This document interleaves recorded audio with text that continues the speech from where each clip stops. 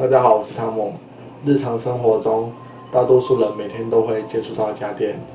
所以了解家电的知识是非常重要的。所以这边想要分享一些有关于家电的知识给大家，希望对大家会有帮助。好，那我们影片就开始了。洗衣机倒了太多，有时候有些人会把衣服弄得特别的脏，就会想说，那我把洗衣机倒多一点，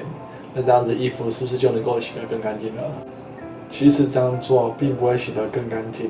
因为洗衣机的作用原理是利用摩擦力来把衣物给洗干净的，就是衣物之间，衣物跟洗衣机的桶壁的相互之间来摩擦而清洁的。所以清洁剂使用太多的话，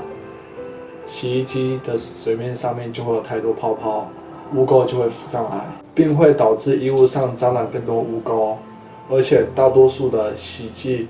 无法完全溶于水，也通通都会粘在衣物上。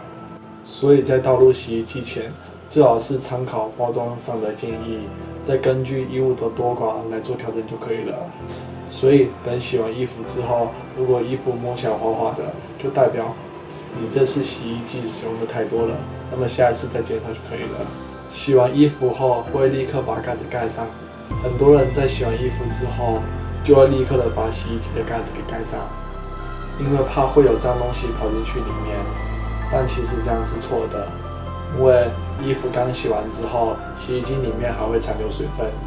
这时候盖子盖上去，内部就会形成潮湿且封闭的环境。在这个样子的环境下，会大量增长细菌，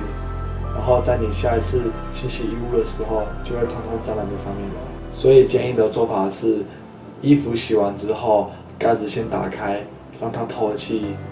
之后等到内部水汽散去之后，再把盖子盖上。洗衣机需要定时清洗吗？许多人会认为，洗衣机在洗衣服后，就会连洗衣机本身也一起清洗过了，所以并不需要再额外进行清理。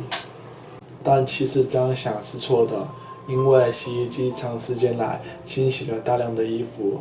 而大量的人类毛发、衣物纤维跟污渍全部都会留在洗衣机里面，也会滋生大量的细菌，所以洗衣机一定要定时进行清理，才不会有第二次污染。冰箱紧贴着墙壁放，许多人在摆放冰箱的时候，会为了节省空间，或者是为了美观，而直接把冰箱紧贴着墙壁放，但其实这样做会损害到冰箱，因为冰箱在运作时会产生热量，而冰箱是靠机身在散热的，因此太靠近墙壁的话，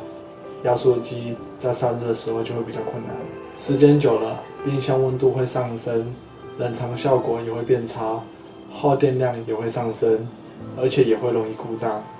所以建议的做法是，冰箱在摆放时，后方、侧方、上方都预计要保留5到10公分的空间。今天分享了一些洗衣机、冰箱的知识给大家，那么希望对大家会有帮助。那我们的影片就到这边了，谢谢大家，拜拜。